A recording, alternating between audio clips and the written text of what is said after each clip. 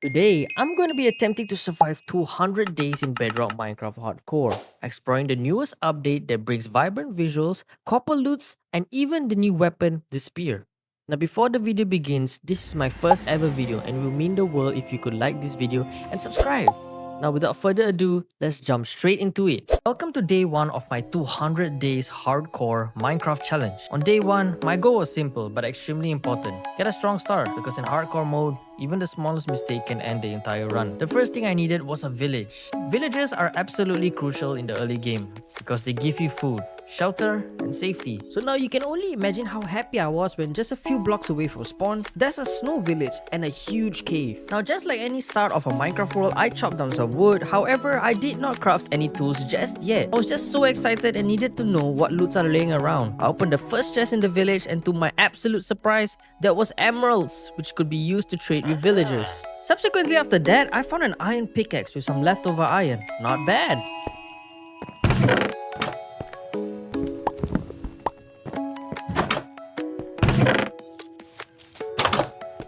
Now after looting the entire village, I visited a blacksmith in the village. He offered a looting 1 sword which was really good.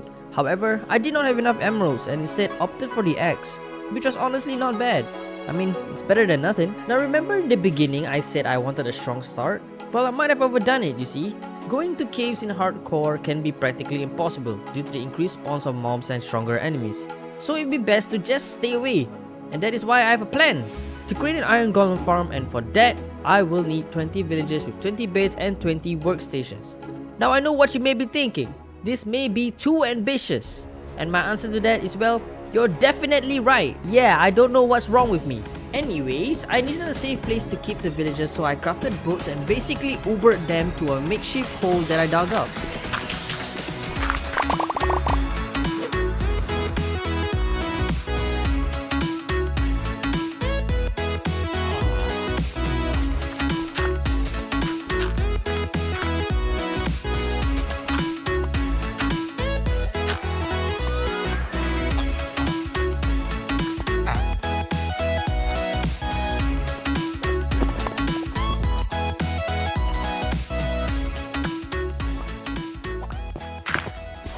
And with all that being done, I managed to secure all the villages safely on the ground. And that was the end for day 1. On day 2, I was feeling kind of brave, and I know I said that I shouldn't go into caves, but I just can't help myself. I really wanted to replenish items such as iron and coal. Now remember when I said that mob spawns are increased in hardcore? Well, here is a perfect example. Just as I was about to enter the cave, I started to get jumped. Well, there's only one way to solve this problem.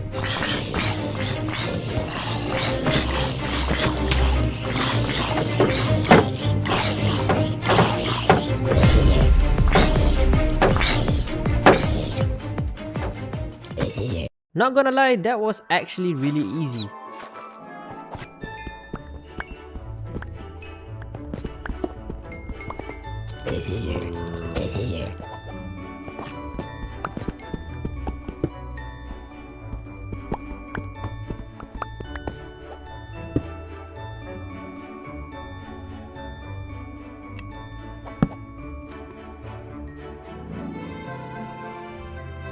Let's go, I finally got a sword.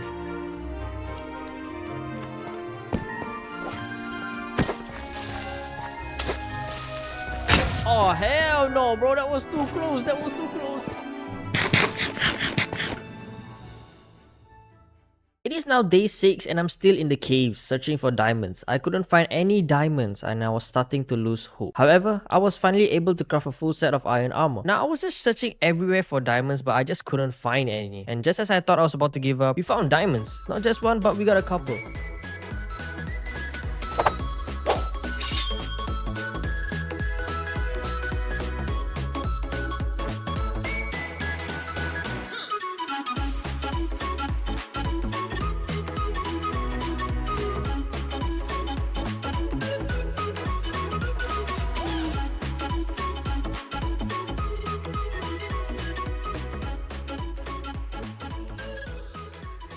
It is day 8 and I've brought home lots of goodies. Just before day 8 ended, I decided to create an enchantment table to enchant my diamond pick. I managed to get an efficiency 1 on my diamond pick, which was honestly not ideal, but it will do for now. On day 9, I decided to establish my base because I'm tired of sleeping in villagers' homes and storing my items in their chests. The design of the home would just be a simple home to store my items. Reason being, I plan to create a mega base, which will happen after I beat the game and will be on another video. For now, what I want you to do is to sit back, relax, and enjoy this building montage.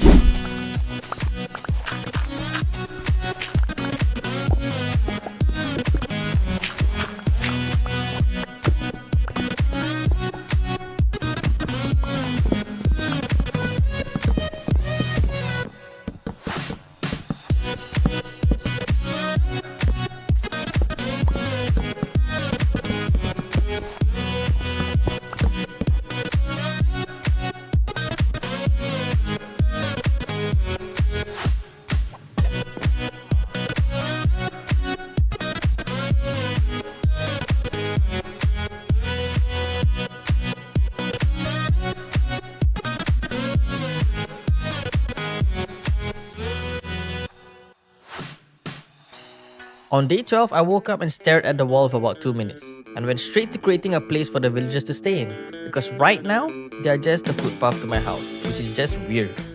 I created just a small room where they could interact with each other and could sleep. On day 13, I finally managed to get windows into my home, which was really cool, and I also removed the temporary wood blocks that was meant to keep the villagers safe. I was also running out of food, so I decided it was finally time to build my farm. It was just a simple long few block stretch farm, and it will be bigger in the future. I later swapped out the torches for lanterns because I thought they looked really nice and adds a bit more atmosphere to the base. I created a little footpath and even extended a few more farm spaces. I also destroyed the old well because it was just honestly hideous and I can't stand to look at it for some apparent reason. And finally, on day 15, I've completed my base and have a little farm. Now it is time to start the iron golem farm. So my plan is to create a spawning platform for the iron golems, but I'm not really sure where they will spawn because in Bedrock it can get a bit wonky. I provided a 19 by 19 spawn pad, which I believe should be enough space for them, and once I'm able to pinpoint their spawn locations, I can narrow it down because right now it is taking a lot of space. On day 17, I narrowed down the 19 by 19 to a 5 by 5, digging 5 blocks down, as well as a 4 by 4, 3 blocks deep. The lower part is where I'll place the villagers' beds and workstations. On day 18, I really needed books for the endgame to get powerful enchants, so I needed an animal area where I can get leather, feathers, wool and extra food. I created a little den and managed to trap a cow and some pigs. On day 19, I needed to find sheep, so for the first time, I ventured out of my base. I traveled hundreds of blocks and there were no signs of sheep until I came across another village. I spent the entire day exploring the village. I even came across a levitating cow. Dang, I freaking love Minecraft. On day 20, I decided to transfer more villagers to my base because I still didn't have enough villagers for the iron golem farm to work. And when I tell you this took a long time, I'm talking about hours, bro. Hours on end.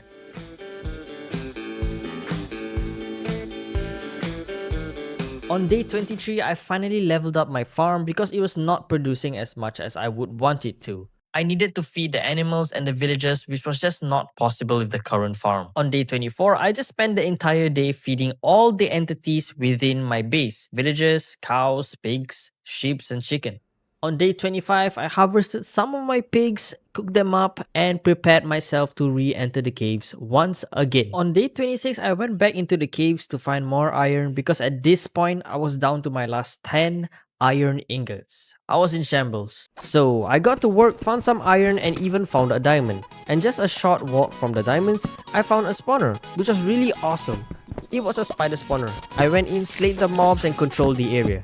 This is really good news because once I get mending on my tools, I can easily revive my tools with this spawner. On day 27, I made it out and left a mark to remember the spawner's locations and made my way back home. When I reached home, I wasted no more time and spawn-proofed the area below my iron golem spawner. For those of you who don't know, using slabs prevents mobs from spawning, and because this cave is below my spawner, it could be a place for the iron golems to spawn, and I do not want that. On day 28, I started placing my workstations so the villagers could get jobs and even have more space to move about. And also, if you do not already know, in order to spawn iron golems, villagers must have jobs or roles. On day 29, I started assembling the beds so the villagers could sleep in it. I placed a total of 20 beds. And finally, on day 30, I brought all my villagers to the makeshift hole where they will spend their entire rest of their lives there. On day 32, I harvested my crops, fed my animals, and got straight to work. I dug out more space so the iron golems could spawn, and boom! We got our first iron golem. I placed a hopper leading to the chest where the iron golem's loot will be collected. I placed down a lava bucket and some water.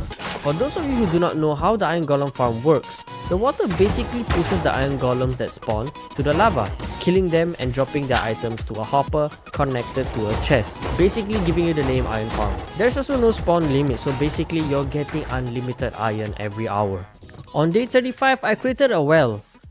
I'm not sure why, but I just did. I also created a wheat farm and a sugarcane farm. On day 40, I finally decided to extend my farm because it is starting to get a little bit squeezy and I need more animals.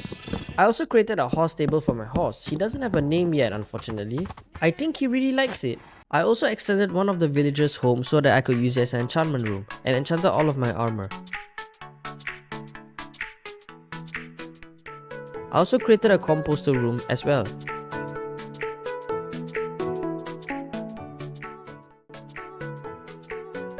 And by day 45, I decided to build an automatic sugarcane farm. It was really easy and especially good in my case, as my iron golem farm not only produces iron but extreme amounts of flowers, red flowers to be exact, which I turn into bone meal. The way the automatic sugarcane farm works is really simple. It dispenses bone meal to the sugarcane and the pistons above it destroys it, which will then be collected by the hopper.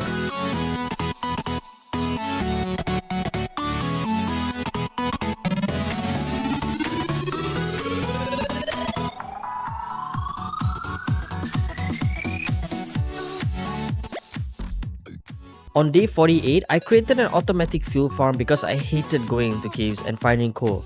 Not only was it incredibly dangerous, but coal was starting to get scarce around my caves. Now how I made it was basically using dripstones and a cauldron. The lava flows through the dripstone and gets collected by the cauldron. And finally on day 50, I decided it was finally time to get a librarian villagers, as I really wanted to get enchantment books such as mending, fortune and other strong books. I created a small villager breeding room which honestly worked pretty well.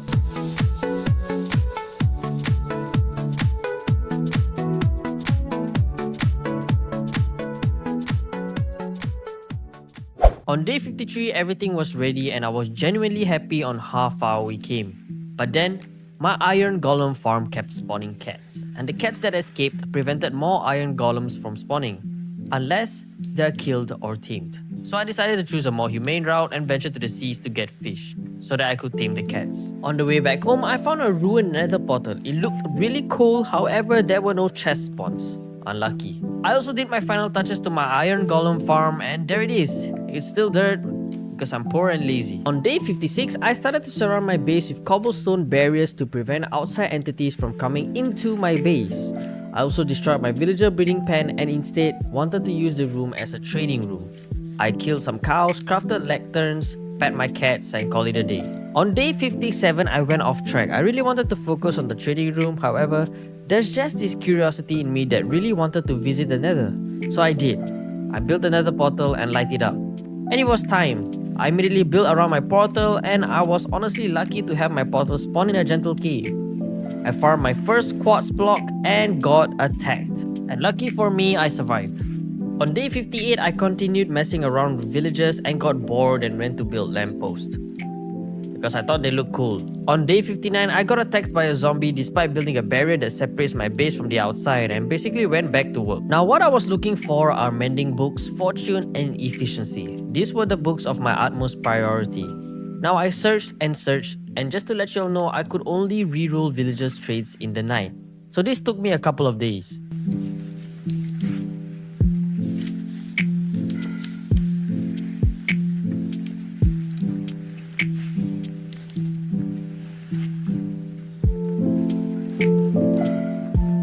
And finally, on day 72, I found the mending books, and when I tell you this was such a relief, you best take my word for it, because I was grinding and re-rolling trades like a madman. I then added more librarians and rolled each trade to one of my likings. On day 78, I finally purchased a looting tree book, which was really good for my case as I needed loads of leather to craft books, which I could trade to the villagers. I went back home, crafted a diamond sword, which made me so happy because I hated how my iron sword does cheap damage and keeps breaking. I added the enchantment to the sword, and I also spent a couple of days trying to find the books that I need, which was efficiency and unbreaking.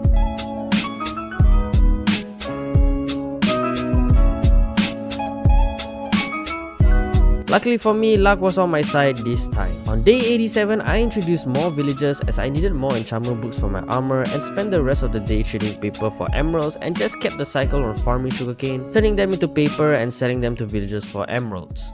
On day 90, I was finally able to get Fortune, which is one of the best enchants in the game. It actually doubles or triples your chance of getting more ores from a single ore block, which will definitely help in endgame. On day 95, I just couldn't wait for the red flowers to compose, so I told myself I wanted more emeralds and got greedy. I needed more bone meal, which I could get from the nether from bone blocks and which I could use in the automatic sugarcane farm. It went surprisingly well and wasn't that bad and could be a lot worse, so I kept on doing it over and over and over again. On day 100, I got bored, so I decided to go mining. After all, I needed to replenish my diamonds and I didn't have much left. I also almost died to a witch, which I have no idea how I survived. On day 103, I reached home with barely enough diamonds to craft a full diamond set, but I managed to pull it off. I crafted the diamond armor set and prepared to get the enchantments needed to beat the ender dragon, and don't forget the wither. I also noticed I needed more diamonds to craft smithing tablets so I could get netherite armor, and with that I returned back to the caves, but this time with a diamond fortune pickaxe. And oh my days, you won't believe what I got in there. On day 104, I ventured to the caves and immediately got action. I found diamonds and just like that, I got 15 diamonds. I'm so stoked right now, and after that got another and another. I was an absolute king of finding diamonds, man.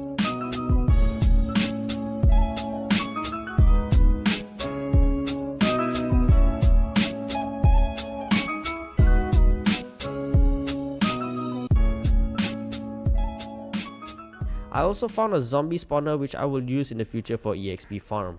On day 107, I decided to find it quits and decided to ascend, and to my surprise, I got a diamond directly above me. I can't make this up. I also found an igloo with nothing inside, and when I reached home, I noticed I had more than enough diamonds than I originally needed. So I decided to craft an armor, so I could use for the meantime, just a generic one with random enchants. On day 110, I bought mending books and went to the nether to get bone blocks. It was just a normal trading cycle routine that I always do. When suddenly, I came across a bastion. It was my first ever time ever encountering one, and let me tell you, I do not want to return here. The enemies with the axe deal so much damage despite me being in diamond armor. And also a disclaimer, the screen may appear a bit brighter than usual due to my gamma being set high. Now after all the trouble, I managed to get to the chest in the middle and got the loot, which was amazingly good. I also looted another chest, but nothing really good was in it. On day 111, I returned home and continued the cycle. This is also a disclaimer, the trading cycle is gonna be mentioned a lot in the last few minutes of this video, so just be aware. Don't say I didn't warn you. On day 120, I ventured to the caves to find a lush cave, which was extremely hard, but I managed to do it. Now you may be wondering, why are you searching for a lush cave? Well, first of all, I am not searching for a lush cave, I'm actually searching for moss blocks. And you may be also wondering once more, what am I gonna do with a moss block? Well, let me show you. I'm actually building an automatic bone meal farm. Now you may notice that I actually ventured to the nether quite a bit to get bone meal, but let's just say there aren't any left near me, unless I were to travel at least 1,000 blocks or more, which is highly discouraged as the mobs in the nether are just too much to handle at this point.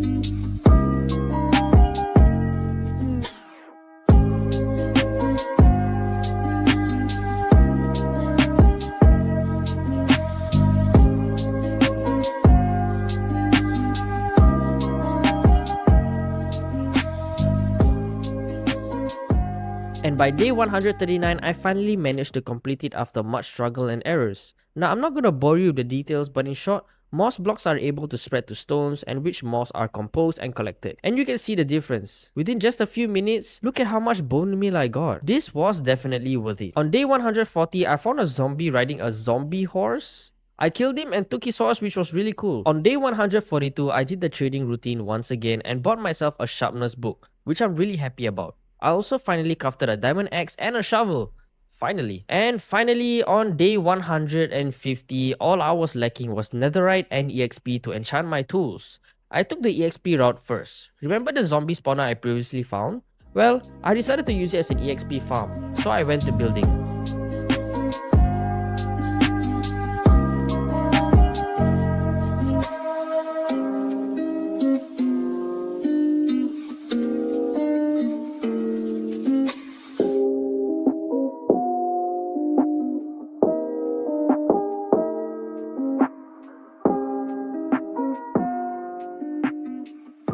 With just a few minutes of AFK, I was able to get a decent amount of EXP. Not bad for a makeshift zombie spawner. On day 151, I just continued the trading cycle and thought it was time to start prepping for the end portal. And for that, I will need the Eye of Ender and loads of them, because I'll need to locate the stronghold where the portal is in. I also need to use the Eye of Ender to activate the portal, so I ventured to the nether to find an Enderman biome. This was honestly the most stressful part. I don't know why, but Endermen are just plain scary in my opinion. I stayed for a couple of days and my goal was to get at least a stack of Enderman pearls.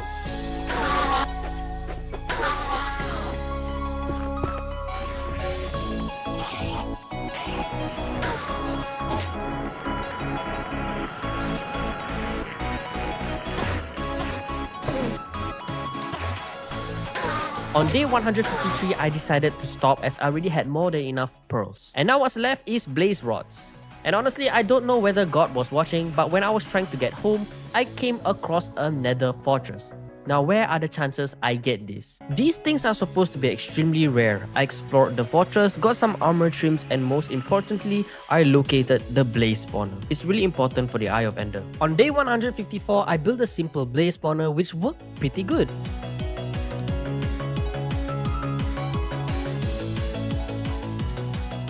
I stayed at the spawner till I got around a stack. On day 156, I finally got a stack of blaze rods and crafted the Eye of Ender. I think I crafted way more than I should have, but whatever. I threw the Eye of Ender and followed it to the stronghold.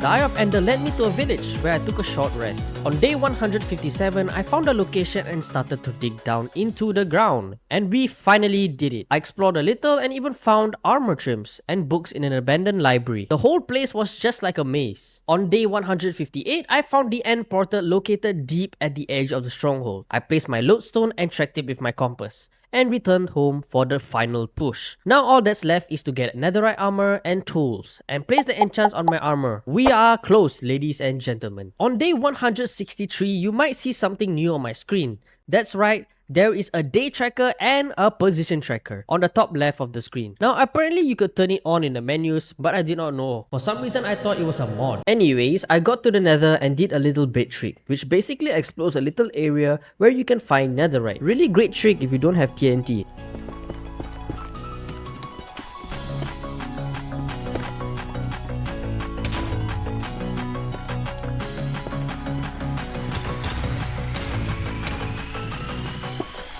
I did what I could and returned home to smelt them, and crafted more netherite upgrades, and also upgraded all my tools and armors to netherite.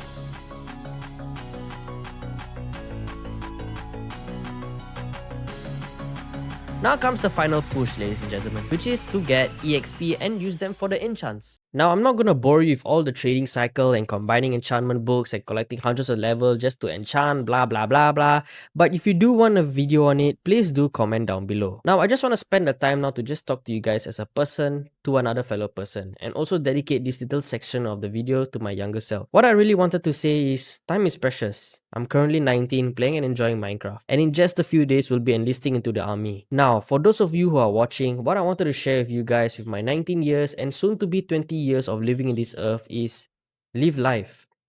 Whatever time on this earth we have is short and precious. So, enjoy yourself. If you want to be a streamer, do it. You want to be a professional basketballer, footballer, pursue it because you only get one chance. Don't let nobody tell you what's good for you because at the end of the day, we will all be old and return to ashes. So do it while you still can and don't regret what you couldn't do right now because if you do, it's already too late. Don't let people bring you down and call you names simply because you want to be yourself because it does not matter. What matters is that you only have one chance. So do it now. It might not work, but who genuinely cares? Do the things you love while you're still young and free. Now enough with the little chit chat. We got bosses to kill, buddy.